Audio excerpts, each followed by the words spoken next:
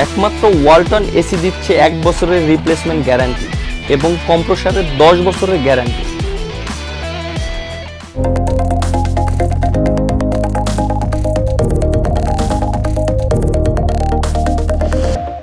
Walton AC presents TBS টেকটকে আপনাদের সবাইকে স্বাগত জানাচ্ছি। আমি মোহনা হোসেন। এই গরমে ওয়ালটন এয়ার কন্ডিশনার এক্সচেঞ্জ অফারে স্প্লিট এসিতে 23,000 টাকা পর্যন্ত এবং কমার্শিয়াল এসিতে 42,480 টাকা পর্যন্ত নিশ্চিত ছাড়। Walton air conditioner, comfort without compromise. 2023 সালে সবচেয়ে বেশি ব্যবহৃত শব্দ ছিল এআই বা আর্টিফিশিয়াল ইন্টেলিজেন্স। তার মানে বুঝতেই পারছেন এই আর্টিফিশিয়াল ইন্টেলিজেন্স আমাদেরকে কিভাবে প্রভাব বিস্তার করে রেখেছে এবং বলাই বাহুল্য সামনে এটা আরও আষ্টে পৃষ্ঠে ধরবে আমাদেরকে। তাই আমরা ভেবেছি যে আজকের টেকটকে আমরা কথা বলবো আর্টিফিশিয়াল ইন্টেলিজেন্স নিয়ে। আরও যদি ছোট করে বলি, কৃষিক্ষেত্রে আর্টিফিশিয়াল ইন্টেলিজেন্স নিয়ে কিভাবে আর্টিফিশিয়াল ইন্টেলিজেন্সের ইমপ্লিমেন্টেশন বাংলাদেশের কৃষিক্ষেত্রকে আরও লাভজনক করে তুলতে পারে, একই সাথে ভোক্তা পর্যায়ে এবং উৎপাদকের পর্যায়েও। এই বিষয়ে কথা বলার জন্য আমরা আমাদের স্টুডিওতে আমন্ত্রণ জানিয়েছি বাংলাদেশ কৃষি বিশ্ববিদ্যালয়ের কৃষি শক্তি ও যন্ত্র বিভাগের অধ্যাপক ডক্টর চয়ন কুমার সাহাকে। স্যার, স্বাগতম আপনাকে। কেমন আছেন? আমি ভালো আছি স্যার। এই বিষয়ে আমরা যে বিষয়ে কথা বলবো সেই বিষয়ে আমরা একটা প্রতিবেদন তৈরি করেছিলাম এর আগে। আমি দর্শকদেরকেও একটু প্রতিবেদনটা দেখাতে চাই, একই সাথে আপনিও একটু আমাদের সাথে প্রতিবেদনটা দেখবেন। সেই প্রতিবেদনের পরিপ্রেক্ষিতে আমরা আপনার সাথে বাকি আলোচনা, বিস্তারিত আলোচনাটা করব। আগে তাহলে আমরা প্রতিবেদনটা একটু দেখে আসি স্যার। ঠিক আছে। বাংলাদেশ একটি কৃষি প্রধান দেশ, কিন্তু এদেশের কৃষিতে আধুনিক প্রযুক্তি ব্যবহারের মাত্রা এবং নতুন প্রযুক্তিকে কাজে লাগানোর সদিচ্ছা একেবারেই নগণ্য। আপনাকে যদি প্রশ্ন করি যে বাংলাদেশের কৃষিতে বহুল আলোচিত এআই এর ব্যবহার কত শতাংশ হতে পারে, ভাবনার উদ্রেক করার মতো বিষয় হচ্ছে এটি 1%-এরও নিচে। অথচ বিশ্বের উন্নত কৃষি প্রধান দেশগুলোতে প্রযুক্তি ব্যবহারের কারণে কৃষি পণ্যের উৎপাদন বাড়ছে কয়েক গুণ, হচ্ছে অর্থ সাশ্রয়ও। চলুন আজকের ভিডিওতে কথা বলি কৃষি পণ্যের উৎপাদন আরও গতিশীল এবং খরচ সাশ্রয়ী করতে বিশ্বজুড়ে কী ধরনের প্রযুক্তি ব্যবহার করা হচ্ছে। আপনাদের সাথে আছি আমি মোহনা হোসেন। ফসলের রোগ ও পোকামাকড় শনাক্তকরণ এবং এই ধরনের সমস্যার সমাধানে গুরুত্বপূর্ণ ভূমিকা রাখতে পারে এআই। জলবায়ু পরিবর্তনের কারণে অনাকাঙ্ক্ষিত আবহাওয়া, রোদ, ঝড়, বৃষ্টি, বন্যা ইত্যাদি বিষয়েও আগাম বার্তা দিয়ে ফসল রক্ষা করে। একই সঙ্গে জলবায়ু পরিবর্তনের কারণে অনাকাঙ্ক্ষিত পোকামাকড় এবং অপ্রত্যাশিত রোগ থেকে ফসলকে রক্ষার পূর্বাভাস জানায়। ফলে কৃষকের সময়, খরচ ও ফসল তিনটিই সাশ্রয় হয়। বর্তমানে বাংলাদেশের প্রাণী সম্পদ, মৎস্য সম্পদ এবং মাঠ ফসলে স্বল্প পরিসরে ব্যবহার করা হচ্ছে এআই। পাইলট প্রজেক্ট হিসেবে মানিকগঞ্জের কৃষকরা ব্যবহার করছেন ডক্টর চাষি নামের একটি অ্যাপ। এতে রোগাক্রান্ত ফসলের ছবি তুলে ইনপুট দিলে সেটি এর রোগ শনাক্ত করে, সঙ্গে রোগ নিরাময়ে প্রয়োজনীয় নির্দেশনাও দেয়। বিশাল এলাকা জুড়ে থাকা কোনো কৃষি জমিতে রাসায়নিক স্প্রে করতে সবচেয়ে সুবিধাজনক ও টেকসই সমাধান হতে পারে ড্রোনের ব্যবহার।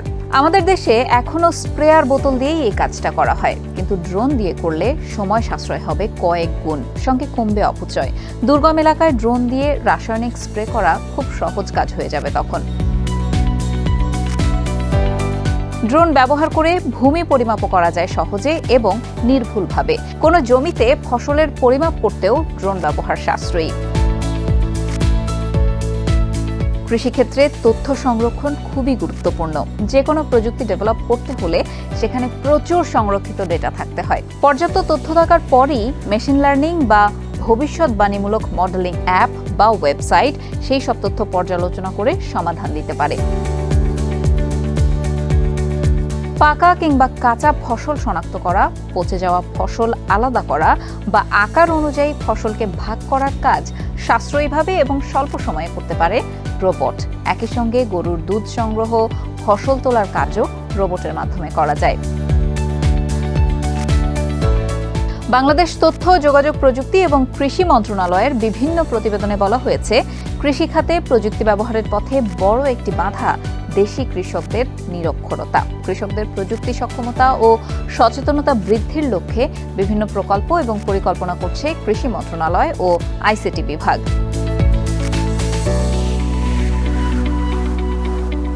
দর্শক, প্রতিবেদনটা আপনারাও দেখলেন এবং একই সাথে আমাদের স্যারও প্রতিবেদনটা দেখেছেন। এবার আমরা একটু বিস্তারিত আলোচনায় যেতে চাই স্যারের সাথে। স্যার, আপনার কাছে প্রথম প্রশ্ন সেটা হচ্ছে, বাংলাদেশে কৃষি ক্ষেত্রের সার্বিক পরিস্থিতিটা কেমন, এইটাকে আমাদেরকে একটু বলবেন কিনা? কতটুকু যান্ত্রিকীকরণ হয়েছে এবং সেটুকু হওয়ার ফলে কি কি সফলতা আমরা অর্জন করেছি? থ্যাংক ইউ মোহনা। আসলে আমি যদি বলি যে বাংলাদেশে কৃষিতে সাফল্য, উল্লেখযোগ্য সাফল্য রয়েছে। আমাদের এই যে 18 কোটি জনসংখ্যার দেশে, ছোট্ট একটি দেশে আমরা কিন্তু আজকে কৃষিতে গর্ব করে বলতে পারি যে আমরা হলাম আজকে ওয়ার্ল্ডের 3rd largest rice producer in the world, এবং আমাদের ভেজিটেবল প্রোডাকশনে আমরা 4র্থ। আমরা 3য় হচ্ছে আমাদের যে ইনল্যান্ড ওয়াটার ফিশ প্রডিউসার, যে আমাদের যে নদী নালা এখান থেকে আমরা যে আহরণ করি সেখানে আমরা ওয়ার্ল্ডে 3য়, এবং সেই সাথে 5ম স্থানে আছে আমরা একুয়াকালচার, বিশেষ করে পন্ড-বেড যে প্রোডাকশনগুলো আছে সেগুলো আমরা করছি। তার মানে অনেকগুলো ক্ষেত্রে তো আমরা একেবারে টপ 10 এর ভেতরেই আছি কৃষি ক্ষেত্রে। টপ 10 এর ভেতরে, এবং ফ্রুটস প্রোডাকশনে বিশেষ করে ফলের প্রোডাকশনও কিছু কিছু ক্ষেত্রে আমরা টপ 10 এর ভিতরে আছি। আচ্ছা। আর এমনি দুধ, ডিম এবং মাংস উৎপাদনে কিন্তু আমরা এখন অনেকটাই এগিয়ে। আমাদের কিন্তু এখন কুরবানির সময় বাইরে থেকে আর ইম্পোর্ট করতে হয় না। তো এই জায়গাগুলো আমাদের সাফল্য আছে।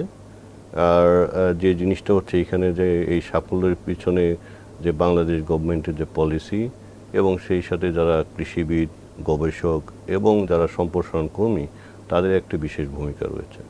স্যার, এখানে তো মেকানাইজেশনের একটা বড় ভূমিকা আছে। এই যে আমরা টপ 10 এর ভেতরে এতগুলো ক্ষেত্রে বাংলাদেশের কৃষি আছে, তার মানে এখানে মেকানাইজেশনের একটা ভূমিকা অবশ্যই আছে। হ্যাঁ, এখানে তো অবশ্যই বলতে হবে যে মেকানাইজেশনের ভূমিকা রয়েছে, কারণ আমরা যদি বলি যে কৃষিতে কিন্তু আসলে আমাদের যে শ্রমিক কমে যাচ্ছে। আমাদের যেমন বর্তমানে আছে আমাদের হচ্ছে 36% মতো শ্রমিক হচ্ছে কৃষিতে কাজ করছে, বাকিরা কিন্তু বিভিন্ন ইন্ডাস্ট্রিতে চলে যাচ্ছে। এবং আমাদের যে বিশেষ করে ইয়াং ফোর্স যারা, তারা কিন্তু আসলে আর কৃষিতে আসতে চাচ্ছে না।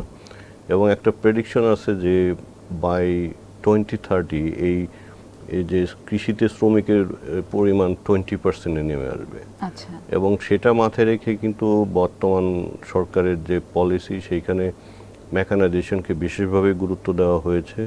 এবং অলরেডি কৃষি সম্প্রসারণ অধিদপ্তরের মাধ্যমে 3020 কোটি টাকার একটি প্রজেক্ট চলছে। আর এটা আসলে শুরু হয়েছে অনেক আগে থেকেই, এটা 3rd ফেজ চলছে মেকানাইজেশনের। এবং সেইখানে বিশেষ করে কৃষি যান্ত্রিকীকরণ বা মেকানাইজেশন যেটাই আমরা বলছি না কেন, বিশেষ করে চারা লাগানোর যন্ত্র, ধান কাটার যন্ত্র, ধান, গম, ভুট্টা, বেশি কম্বাইন হারভেস্টার আমরা বলি, এবং বিশেষ আরও রিপার মেশিন, অনেক মেশিন এখানে দেওয়া হচ্ছে। গভর্নমেন্ট 50% ভর্তুকিতে, বিশেষ করে সারা বাংলাদেশে আর হাওড় এলাকায় 70% ভর্তুকি দিচ্ছে। অর্থাৎ একটা কম্বাইন হারভেস্টারের দাম যদি 30 লক্ষ টাকা হয়, গভর্নমেন্ট স্ট্রেট ওয়ে 15 লাখ টাকা দিয়ে দিচ্ছে। এবং এইসব কারণে এখন যেটা হয়েছে যে আমাদের আর শ্রমিকের জন্য অপেক্ষা করতে হয় না। গত এই এপ্রিল মেতে যে আমাদের ধান কাটা হলো, হাওড়ে একটা বিশাল শস্য হাব, সেখানে দেখা গেল অভূতপূর্ব একটি দৃশ্য। আচ্ছা। শো মেশিন আর কম্বাইন হারভেস্টার ধান কাটছে, এবং কৃষক বা তাদেরকে আর চিন্তিত হতে হয়নি যে ধানটা তারা উঠাবে কিভাবে। এবং এইটার মাধ্যমে যেটা হয়েছে যে কৃষকের এখন উৎপাদন খরচ কমে যাচ্ছে, অলরেডি অর্ধেকে নেমে আসছে, এবং সেই সাথে তাদের সময় বাঁচছে। এবং পাশাপাশি যেটা যে আমাদের কৃষিতে যে অপচয়, বিশেষ করে শস্যের ক্ষেত্রে আমাদের 14% অপচয় বলি, তো সেইখানে অনেকটাই কমে গেছে এই যান্ত্রিকীকরণের কারণে। স্যার, যান্ত্রিকীকরণের কথা তো শুনলাম, কারণ আমি একটু পরে আসলে এআই নিয়ে প্রশ্ন আপনাকে করব। তো যান্ত্রিকীকরণের সাথে যদি আমরা কৃত্রিম বুদ্ধিমত্তাটাকে কোনোভাবে যোগ করতে পারি, আদৌ এখানে আছে কিনা বাংলাদেশে কৃত্রিম বুদ্ধিমত্তার ব্যবহার কৃষি ক্ষেত্রে, এবং যদি না থাকে তাহলে এটা যদি আমরা যোগ করি সেক্ষেত্রে আমরা কতটুকু সুফল পেতে পারি? আসলে আমাদের যে ট্রানজিশনটা চলছে, আমরা তো আসলে এখানে মেকানাইজ এগ্রিকালচারে যাচ্ছি। বিশেষ করে যদি সিরিয়াল ক্রপের কথা বলি সেইখানে আছে, কিন্তু ফ্রুটস অ্যান্ড ভেজিটেবলস এইখানে ওইভাবে নেই। আর এইখানে আসলে আমরা যে দিচ্ছি, গভর্নমেন্ট প্রণোদনা দিচ্ছে, ভর্তুকি দিচ্ছে, সারে দিচ্ছে, ইভেন সেচেও দিচ্ছে। তো এইগুলো যে দিচ্ছি আমরা আসলে অনেক সময় যেটা হচ্ছে যে প্রয়োজনের অতিরিক্ত ব্যবহার করছে, যেটা আমার দরকার নেই সেটা কিন্তু দিচ্ছি, কারণ কৃষক বুঝতে পারছে না আমার কতটুকু দেওয়া প্রয়োজন, বা যে জমিতে চাষ করছে সে বুঝতে পারছে না আমার কতটুকু সার দিতে হবে না দিতে হবে, তারা বুঝতে পারছে না। কিন্তু এই মেকানাইজেশনের সাথে যদি এআই এর মিশ্রণটা ঘটে, তো সেক্ষেত্রে দেখা যাবে যে আসলে নিড বেস যতটুকু পরিমাণ দেওয়া দরকার সেটুকু দেওয়া যাবে। এবং অবশ্যই এই প্রয়োজনীয়তা রয়েছে, এইভাবে আমি বলতে চাই যে এই আর্টিফিশিয়াল ইন্টেলিজেন্স যদি কৃষিকে যদি আমরা স্মার্ট না করতে পারি, তাহলে এই যে তরুণ উদ্যোক্তা বা তরুণরা যারা আসলে কৃষি থেকে বিমুখ হয়ে যাচ্ছে তাদেরকে এখানে আসলে ধরে রাখা যাবে না। এই তরুণ উদ্যোক্তাদের কথা যখন এসেই গেল, স্যার একটু জানতে চাই, অনেক তরুণ উদ্যোক্তা কিন্তু এখন কাজ করছেন। আমি এরকম কয়েকটা ভেঞ্চারের নাম জানি যারা আসলে চেষ্টা করছেন এআইটাকে ইমপ্লিমেন্ট করতে। যেমন একটা ভেঞ্চার আছে যে গাছের পাতার ছবি তুললে সেখানে কোন অসুস্থতাটা আছে সেটা তারা বলে দিচ্ছে। তো এই নতুন উদ্যোক্তাদের জন্য কোনো পলিসি ডেভেলপ করা হচ্ছে কিনা সরকারের দিক থেকে বা ব্যক্তিগত কোনো পর্যায় থেকে, যে এটা তো অনেক পুঁজির বিষয়, ইনফ্রাস্ট্রাকচারের বিষয় আছে, সব মিলে কোনো পলিসি ডেভেলপ হচ্ছে কিনা তাদের জন্য? আসলে যেটা আমি বলবো যে বর্তমান যে সরকার সেখানে কিন্তু অলরেডি আমাদের মাননীয় প্রধানমন্ত্রী কিন্তু ডিক্লেয়ার করেছেন স্মার্ট বাংলাদেশ। আমরা ডিজিটাল টু স্মার্ট বাংলাদেশে যেতে যাচ্ছি। তো তারই প্রেক্ষিতে কিন্তু যেটা হচ্ছে যে স্মার্ট বাংলাদেশের একটা পার্টই হচ্ছে স্মার্ট এগ্রিকালচার। কিন্তু এই স্মার্ট বাংলাদেশ করার জন্য যে পলিসিটা দরকার সেটা গভর্নমেন্ট পর্যায়ে, এবং 2020 সালে এটা artificial intelligence, national artificial intelligence strategic plan তৈরি করা হয়েছে। এবং সেটাতে রোডম্যাপও আছে যে আসলে কি কি কাজগুলো করা দরকার। এবং সেইখানে কিন্তু বলা আছে যে আমাদের ইনফ্রাস্ট্রাকচার ডেভেলপ করতে হবে, স্কিল ম্যান পাওয়ার তৈরি করতে হবে, প্লাস যে আমরা যে ডাটা, বিশেষ করে ডাটা একটা বিগ ফ্যাক্টর, কারণ আর্টিফিশিয়াল ইন্টেলিজেন্স যেটা কৃত্রিম বুদ্ধিমত্তা কাজ করে কিভাবে, আসলে এই ডাটা বেস সে ডিসিশন মেকিংটা করবে তার নিজের মতো করে অ্যানালাইসিস করে। আমরা যেমন মানুষ সিদ্ধান্ত দিই, সেই মেশিনটাও সেই সিদ্ধান্তটা দিতে পারবে যে এখন স্প্রেইংটা লাগবে কিনা, পেস্টিসাইড লাগবে কিনা। তো গভর্নমেন্ট এটাতেও জোর দিচ্ছে। এবং পাশাপাশি যে ইন্ডাস্ট্রি বা এই যে তরুণ উদ্যোক্তা যারা তৈরি হচ্ছে, স্টার্ট আপ প্রোগ্রামকে সাপোর্ট করার জন্য কিন্তু আইসিটি মিনিস্ট্রি এবং আদার মিনিস্ট্রি কিন্তু হেল্প করছে। কিন্তু আমি মনে করি যে গভর্নমেন্টের পাশাপাশি এখানে প্রাইভেট সেক্টরকে এগিয়ে আসতে হবে, তরুণদের কাছে আসলে পৌঁছাতে হবে আমাদের, না হলে কিন্তু আসলে আমরা কি করছি এটা কিন্তু বুঝতে পারছি না। তরুণদের কাছে পৌঁছানোর জন্য কি কোনো পদক্ষেপ হাতে নেওয়া হয়েছে কিনা? এখানে বলতে হয়, যেমন রিসেন্টলি গভর্নমেন্ট একটা ইনিশিয়েটিভ নিয়েছে আইসিটি মিনিস্ট্রির মাধ্যমে। এটা তারা বলা হচ্ছে যে রিসার্চ অ্যান্ড ইনোভেশন সেন্টার, যেটা বলা হচ্ছে আরআইসি, যার ভিতরে আসলে 10টা ইউনিভার্সিটিকে অলরেডি ইনক্লুড করা হয়েছে। Bangladesh agriculture university one of them. তো সেটার মাধ্যমে বিভিন্ন ধরনের AI base smart agriculture innovation call করা হচ্ছে বলা, এবং তারপরে আইডিয়া কম্পিটিশন করা হচ্ছে, ইনোভেশন কম্পিটিশন করা হচ্ছে। তো সিলেক্টেড যারা হবে সেইখান থেকে 1, 2, 3 এরকম করে তাদেরকে সেই পার্টিকুলার স্টার্ট আপ ফান্ড দেওয়া হচ্ছে গভর্নমেন্টের পর্যায়ে থেকে, লজিস্টিক সাপোর্ট দেওয়া হচ্ছে। এবং যেহেতু রিসার্চাররা বা একাডেমিশিয়ানরা এটার সাথে ইনভলভ হচ্ছে, তারা সেই নারিশমেন্ট বা নার্চারিংটা পাচ্ছে আর কি, তাদের সেই নলেজ বেসড সাপোর্টটা সেটা পাচ্ছে তারা। আচ্ছা, তার মানে সরকারি পর্যায় থেকে বিভিন্ন পলিসি ডেভেলপ করা হচ্ছে, রিসার্চ লেভেলে আছে কিছু। একটা জিনিস একটু জানতে চাই স্যার আপনার কাছে, বহির্বিশ্বের সাথে যদি একটু তুলনা করেন বাংলাদেশের, সেটা হতে পারে আমাদের পার্শ্ববর্তী দেশ বা এতে দূরেও কোথাও হতে পারে, যে তাদের এআই ব্যবহারের ফলে ফলন বেড়েছে বা তাদের লভ্যাংশটা বেড়েছে, এমন কোনো উদাহরণ কি আমাদেরকে একটু দিতে পারবেন যে ওই জিনিসটা আমরা চাইলে বাংলাদেশেও ইমপ্লিমেন্ট করতে পারি? হ্যাঁ, অবশ্যই। এখানে বলতে হয় যে আর্টিফিশিয়াল ইন্টেলিজেন্সের যে ব্যবহার, কৃত্রিম বুদ্ধিমত্তা, এটার মাধ্যমে হচ্ছে কি আমি সব কিছু অপটিমাইজ করতে পারি। আমার ইনপুটকে অপটিমাইজ করতে পারি, লস কমাতে পারি, আমার ট্র্যাকিং করতে পারি যে আমি সেফ ফুড ট্রান্সপোর্ট করছি কিনা এগুলো। সেটা বিদেশে কিন্তু বিশেষ করে ডেভেলপ কান্ট্রিগুলোতে ব্যবহার হচ্ছে। আবার নেইবার কান্ট্রির কথা যদি বলি, যেমন ইন্ডিয়াতে তারা একটা ইনিশিয়েটিভ স্টার্ট করেছে যেটা artificial intelligence for agricultural innovation, যেটা হচ্ছে 4th ইন্ডাস্ট্রিয়াল যে সেন্টার আছে ইন্ডিয়ার, তাদের মাধ্যমে এটা হচ্ছে। তারা একটা প্রোগ্রাম স্টার্ট করেছে তেলেঙ্গানাতে, যেটাকে বলা হচ্ছে সাগুবাগু। তো সাগুবাগুর যেটা হচ্ছে, এখানে অলরেডি চিলি যারা মরিচ করে আর কি, গ্রোয়ার যারা, ফার্মার যারা, তার 7,000 ফার্মার অলরেডি এটার সাথে ইনভলভ। এবং তাদের টার্গেট হচ্ছে আরও 10টা ডিস্ট্রিক্টের 50,000 ফার্মারের কাছে পৌঁছানো, এবং 7,000 ফার্মারের যে তাদের যে ইনিশিয়াল যে রেজাল্ট তারা দেখেছে যে তাদের প্রোডাকশন ইনক্রিজ করেছে 21%, 21% বেড়েছে। এবং তাদের কাজটা কি, মানে কি করছে তারা কৃষকদের কাজটা সাথে? মূলত তারা এখানে যেটা করছে যে ফার্মারদেরকে তারা হেল্প করছে যে কখন কোন ইনপুটটা দেওয়া দরকার, আচ্ছা। প্যাট্রোনাইজ করছে এবং মার্কেটের সাথে লিঙ্কেজ করে দিচ্ছে, ডিমান্ড বেসড যাতে সাপ্লাইয়ের ব্যবস্থা হয় সেই কাজগুলো করছে। যার কারণে একটা হচ্ছে যে নিড বেস ইনপুটটা দেওয়ার জন্য যেটা হচ্ছে তাদের প্রোডাকশন বেড়ে যাচ্ছে, এবং যে একটা এস্টিমেট তারা দেখিয়েছে যে ফার্টিলাইজার অ্যাপ্লিকেশন 5% কমে গেছে, পেস্টিসাইড অ্যাপ্লিকেশন আগের থেকে 9% কমে গেছে, এবং পাশাপাশি যে প্রোডাক্টের কোয়ালিটি মানে ভালো হওয়াতে তার আগের থেকে দামটা বেশি পাচ্ছে। এই যে মানে স্টার্ট আপটা, এটা ইন্ডিয়ান গভর্নমেন্টের একটা বড় ইনিশিয়েটিভ আছে। তারা বাই 2035 তারা এখানে ইনভেস্ট করতে চাচ্ছে $957 বিলিয়ন। এটা not only in agriculture, in whole in sector. It's a huge amount. আর অন দ্য আদার হ্যান্ড যদি আমি চায়নার কথা বলি, তাদের যেমন একটা ইনিশিয়েটিভ আছে, সেটাকে তারা বলছে তাওবাও। আচ্ছা। তো তাওবাও এর যে এটা হচ্ছে যে তারা ফার্ম ফ্রেশ প্রোডাক্টটা সরাসরি কনজিউমার লেভেলে পৌঁছানোর চেষ্টা করছে, ডিপেন্ডিং অন দ্য ডিমান্ড।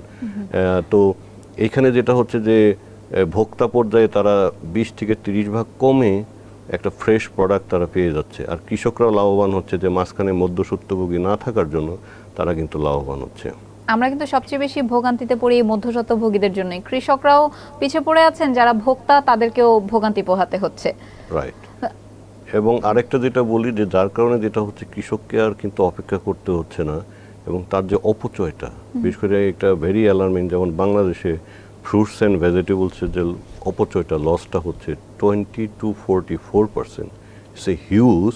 তো আমরা যদি এই লসটাও কমাতে পারি, প্রপার প্রসেসিং প্লাস এই ট্রান্সপোর্ট ফ্যাসিলিটি এবং এই মার্কেটিং ফ্যাসিলিটিটা যদি ডেভেলপ করতে পারি, ডিমান্ড বেসড মার্কেটিং ফ্যাসিলিটি, তাহলে যেটা হবে যে আমার অপচয় কমিয়ে আমি আরও বেশি সংখ্যক লোককে খাওয়াতে পারবো।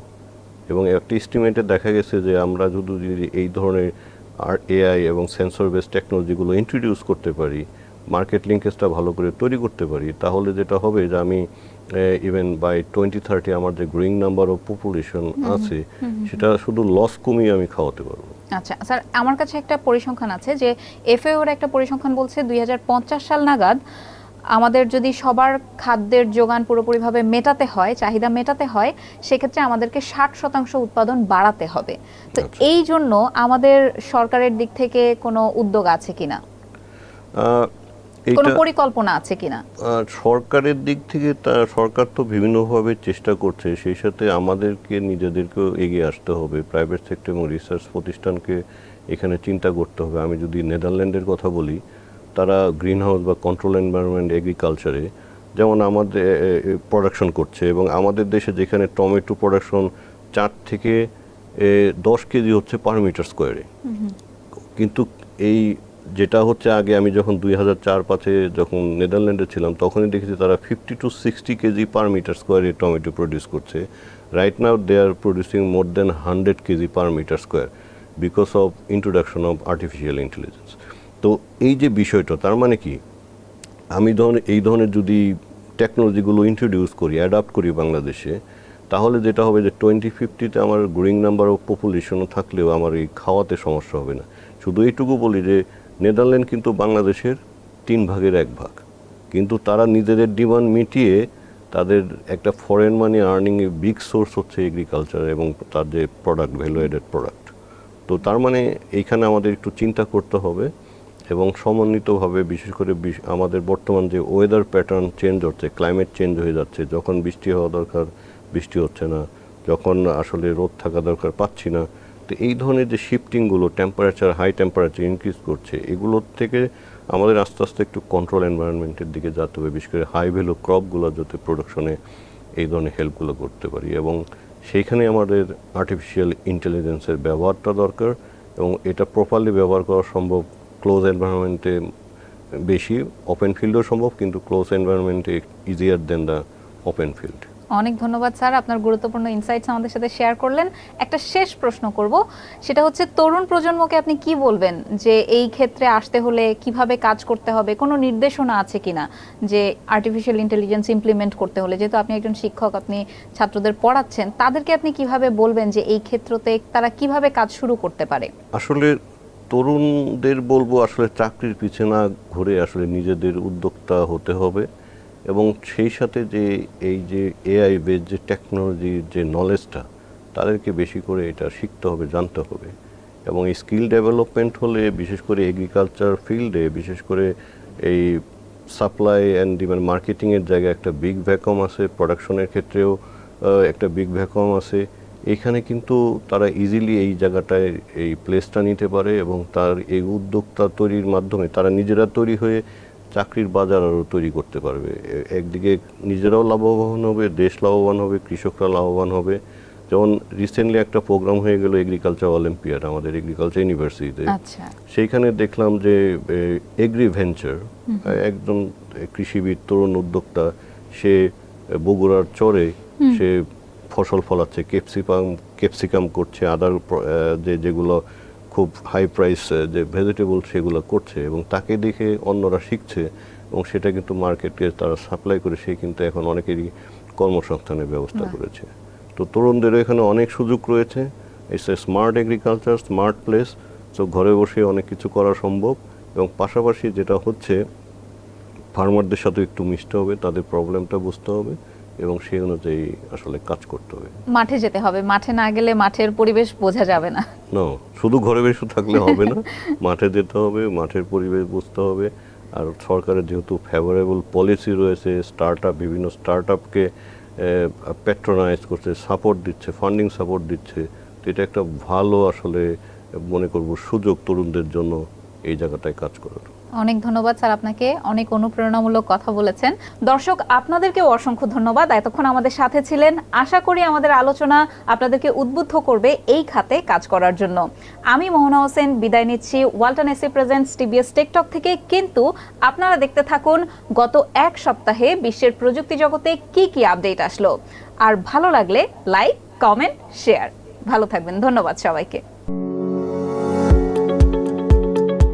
সাশ্রয়ী দামে বাংলাদেশে তৈরি স্মার্টফোন আনলো ওয়ানপ্লাস। মাত্র 16,000 টাকায় কেনা যাবে ওয়ানপ্লাসের এই স্মার্টফোনটি। OnePlus Nord N30 SE 5G মডেলের স্মার্টফোন বাজারে ছাড়ার ঘোষণা দিয়ে আনুষ্ঠানিকভাবে বাংলাদেশে কার্যক্রম শুরু করেছে চীনের স্মার্টফোন প্রস্তুতকারক OnePlus। স্থানীয়ভাবে OnePlus ফোন তৈরির মাধ্যমে একটি প্রোডাক্ট ইকোসিস্টেম তৈরি করার লক্ষ্য কর্তৃপক্ষের, যার ফলে বাংলাদেশের ক্রেতারা কম দামে OnePlus স্মার্টফোন কিনতে পারবেন। দেশে তৈরি এই ফোনে মিলবে 4GB র্যাম ও 128GB রম। এতে রয়েছে MediaTek Dimensity processor, 5000 mAh battery এবং 33 ওয়াটের সুপারবুক ফ্ল্যাশ চার্জিং প্রযুক্তি। দেশের বাজারে 5000 মিলিঅ্যাম্পিয়ার ব্যাটারি সহ 45 ওয়াটের ফাস্ট চার্জিং প্রযুক্তি সুবিধার নতুন স্মার্টফোন এনেছে রিয়েলমি C63 মডেলের ফোনটি দ্রুত চার্জ হয়, ফলে চার্জ শেষ হয়ে গেলেও মাত্র 3 মিনিট চার্জ করে 1 ঘন্টা পর্যন্ত ভিডিও দেখা যায় ফোনটিতে। শুধু তাই নয়, 79 মিনিটে শতভাগ চার্জ করার সুবিধা থাকায় ফোনের চার্জ শেষ হওয়া নিয়ে চিন্তা করতে হয় না। রিয়েলমি UI 14 অপারেটিং সিস্টেমে চলা ফোনটির পর্দার আকার 6.75 ইঞ্চি। ফোনটির সামনে পেছনে রয়েছে 8 ও 50 মেগাপিক্সেলের ক্যামেরা, ফলে অন্ধকারেও ভালো মানের ছবি ও ভিডিও ধারণ করা যায়। 6 ও 8 GB র্যাম সুবিধার ফোনটির ধারণ ক্ষমতা 128 GB। সংস্করণ ভেদে ফোনটির দাম যথাক্রমে 16,999 ও 18,999 টাকা। পাওয়া যাবে নীল ও সবুজ রঙে।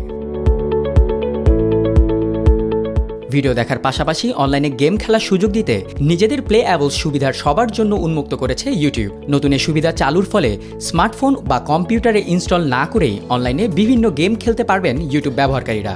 এতদিন নির্দিষ্ট দেশে বসবাসকারী অর্থের বিনিময়ে ইউটিউব প্রিমিয়াম অ্যাকাউন্ট ব্যবহারকারীরা এই সুবিধা পেতেন।